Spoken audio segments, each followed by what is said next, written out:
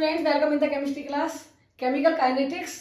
और इस चैप्टर में हम वीडियोस पढ़ चुके हैं जिनमें हमने स्टडी किया था chemical kinetics, rate of reactions, factors affecting the rate of reaction and difference in the law of mass action and rate law. तो रेट लॉ और मास एक्शन में क्या डिफरेंस है, इसको हम एक बार और देखेंगे कि as per this reaction law of mass action कहता है कि rate of reaction is equal to K, A concentration A and B concentration B. लेकिन law of mass action, it is as per law of mass action, but as per rate law,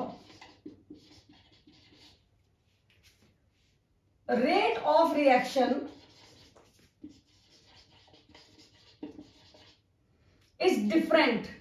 और ये है एक experimental value.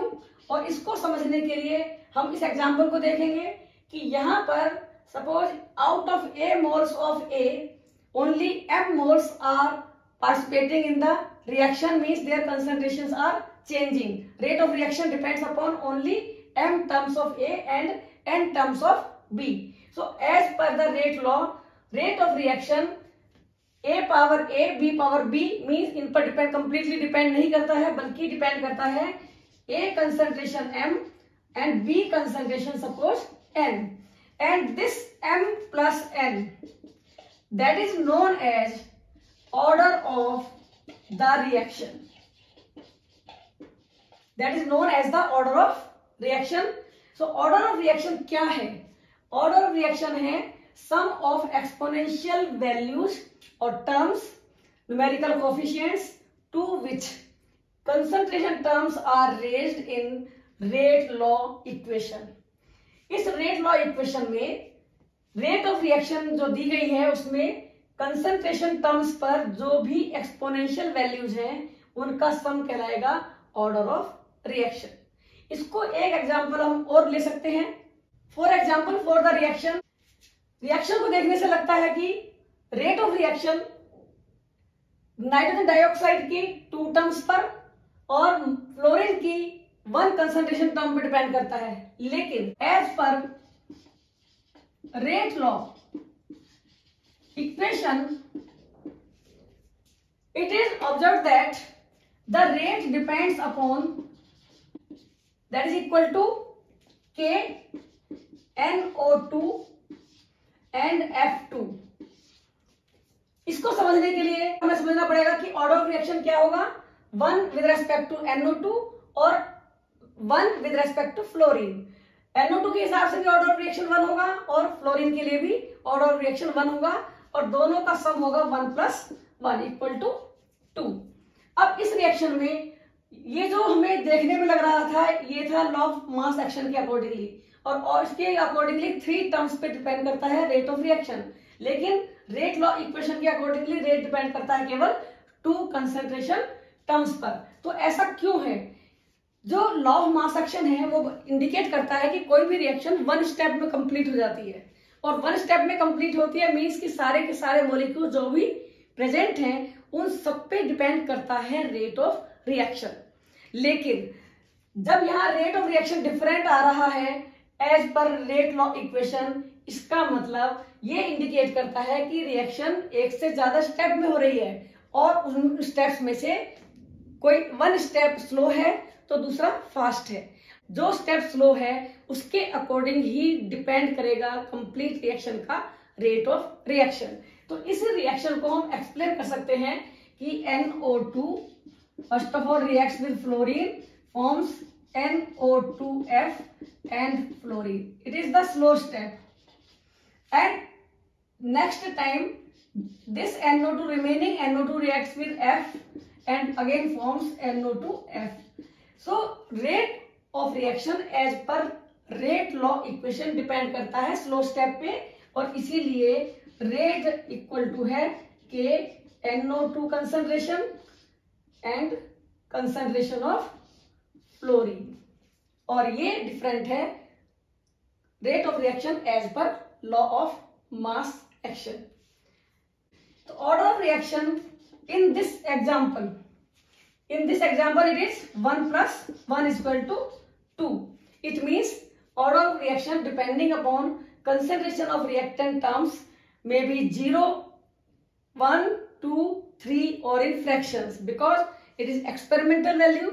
Experiment करने के बाद हम इसको मालूम कर सकते हैं, डिटरमिन कर सकते हैं और वो जो भी वैल्यू होगी सब कुछ पॉसिबल है, 0 भी पॉसिबल है तो साथ साथ फ्रैक्शन में भी पॉसिबल है। तो यहाँ ऑर्डर ऑफ रिएक्शन जो होंगी 0 ऑर्डर, फर्स्ट ऑर्डर, तो 0 ऑर्डर के लिए हम क्या कहेंगे, 0 ऑर्डर रिएक्शन के लिए rate of reaction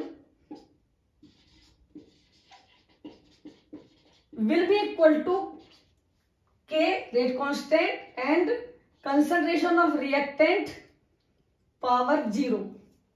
For first order reaction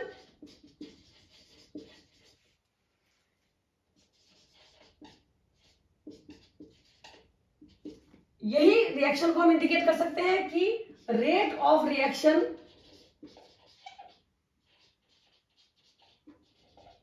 is equal to K concentration of reactant power 1. And in the same way, in general way, we can say that rate of reaction is equal to K concentration of reactant power n. और ये n है order of reaction जो कि 0 हो सकता है, 1 हो सकता है, 2 हो सकता है और फ्रैक्शंस में भी हो सकता है। Units of K in the rate law equation.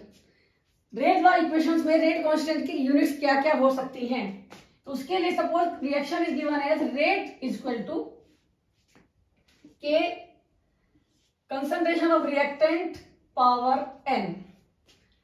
अब यहां रेट का मतलब है चेंज इन कंसंट्रेशन,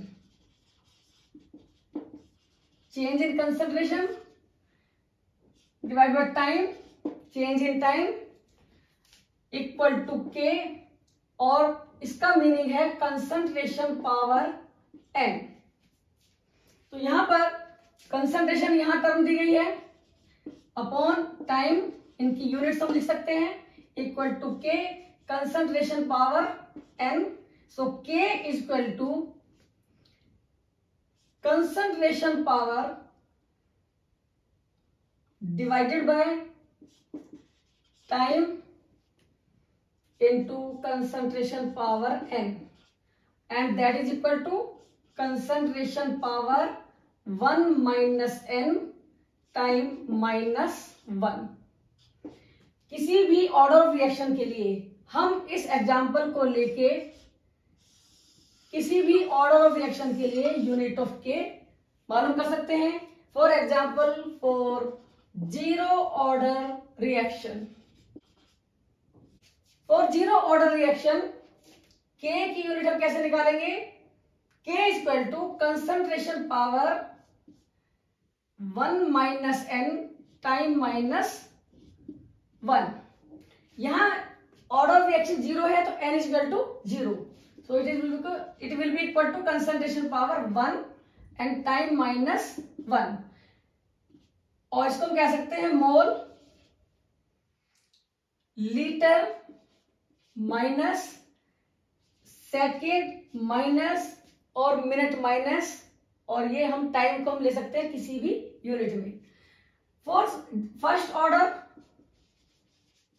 हम इजीली कैलकुलेट कर सकते हैं K is equal to concentration power 1 minus n time minus 1। तो यहां पर वैल्यू होगी concentration power 1 minus 1 and time minus 1। तो ये कंसंट्रेशन टर्म होगी कंसंट्रेशन पावर 0 और इसकी वैल्यू होगी only 1, so no unit is there, so only unit will be time minus 1 for first order reaction, जो कि हो सकती है second minus, minute minus, our minus और ईयर माइनस। तो इस इक्वेशन को लेते हुए हम 0 order, first order and second order reactions के लिए यूनिट ऑफ K मालूम कर सकते हैं, निकाल सकते हैं, और ये बहुत ही इंपॉर्टेंट पार्ट है आपके एग्जाम के लिए। तो आज के लिए इतना ही। Thank you.